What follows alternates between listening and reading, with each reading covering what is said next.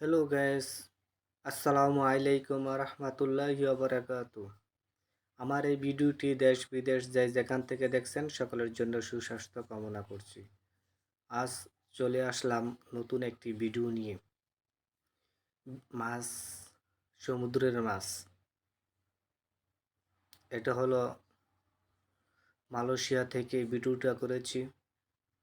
দেখতেই পাচ্ছেন, টোকেন দেওয়া আছে 14 টাকা কিলো, মালয়েশিয়ার রিঙ্গিত 14 টাকা।